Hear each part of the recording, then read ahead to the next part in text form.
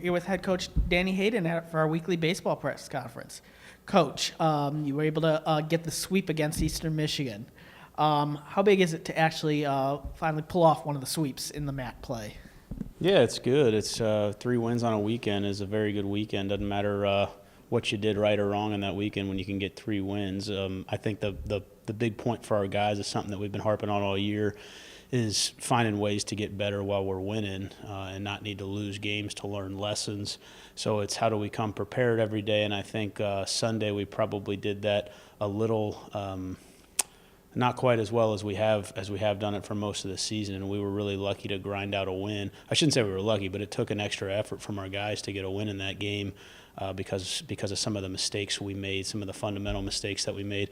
But it's going to be consistent with us in terms of I think we're going to have a really good shot to win games every game we play when we show up prepared and we play our style of baseball, and that was, I think, clear last week. And what were some of your specific likes and dislikes about their play this weekend?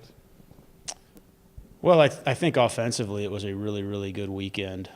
Even Sunday, there's some things to pick apart defensively that we didn't do well. Some of them were just, mechanical errors and those things. Right? If you're the kind of coach that harps on an error, I don't think you're going to be doing this for very long. We can get more reps. We can coach those things up better. But physical errors happen. But there were some communication things we didn't do particularly well on defense. Threw the ball to the wrong base a couple times. Had some infielders with some indecision on whose ball it was a couple times. So those things are frustrating.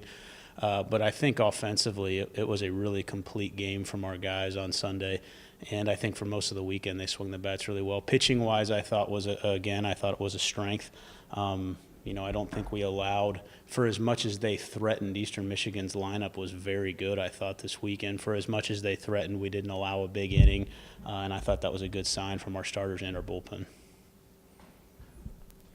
Now, you've swept 4 series this season, and you've got your best start since 1972. Can you kind of compare this team to other teams? Do you see similarities? And also, what makes this team just a little bit different than teams you've coached in the past? Well, I think the constant work has been really good. I think the fact that I don't see much difference in our team, whether we're up 7 runs in the dugout or down 7 runs, and we've been down 7 runs a couple times this year. And both times one time we made a game of it, and the other time we ended up winning that game by 6 or 7 runs by the end of it. So I think that's a big sticking point for our group, is that each inning they come in the dugout. I really don't think the scoreboard matters a ton to these guys. I think they're very process focused. They've done a really good job of that this year, both on the mound and offensively. I think defensively we can continue to get better. I think Louisville kind of pointed that out on us. I think Louisville got us back on our heels a little bit defensively. Even though our at-bats were good the whole game, I thought our pitching was okay for most of the game.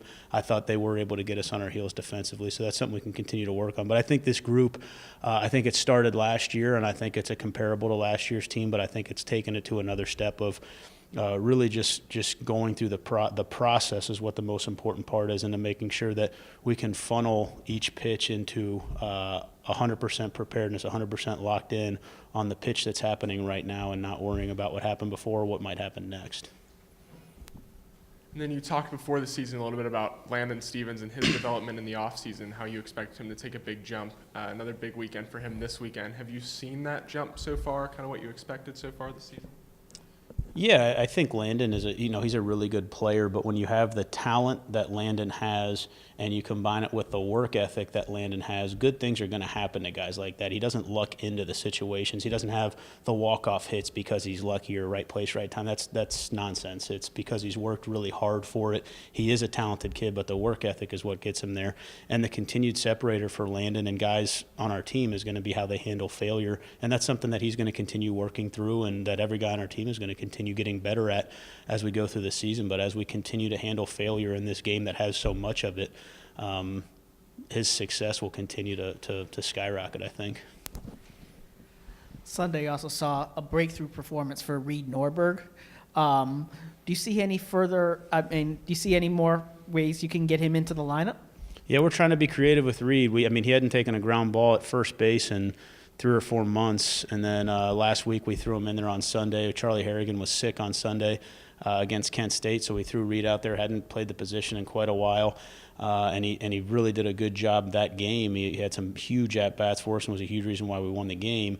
So we get him another game on Sunday this past weekend, and I mean 4 for 4. He was in the middle of everything good we did offensively, and I think kind of similar to what I was just hitting on with Landon. Reed is a talented kid. He's a big physical kid on our team, but man, that kid works, and when you work like he does and he stays ready, and that's why I pointed out after the game that Reed hadn't gotten an at bat in 3 previous games, and he's sitting there ready to go for that opportunity. He doesn't go 4 for 4. He's not in the middle of everything. If he's pouting in the dugout or he's not preparing every day for the next opportunity, and he doesn't know when it's coming. His next opportunity might not have come for another week, but he was ready for the opportunity on Sunday, and he did a ton with it. And that only happens because you stay ready and you keep preparing like crazy.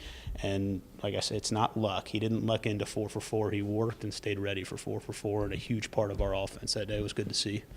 Finally, this week you have a game against Northern Kentucky on Wednesday here at McKee Field, and then you go up to Toledo for a 3-game MAC series. What can you tell us about those teams? Yeah, both very offensive teams. Got some sluggers in the lineup. I think NKU is that way. Where in the middle of their lineup, you really want to try to avoid base runners as much as possible, and that's obviously true for every team. You want to keep guys off base, but they got some guys in the middle of the order that can hurt you. They got some guys that can hit the ball over the fence, and you got to make sure that your pitchers are on, and we can't take pitches or at bats off, because when you let a runner get on, it can turn into 2 runs pretty quick or 3 runs pretty quick with that offense. And I would say similar with Toledo. They got some guys in the middle of the order that can really swing the bats. They do a good job that way, and I think our pitching, continuing to be ready and focused and prepared and executing pitches like they have all season, is going to be a huge part of our success this weekend if we can have it.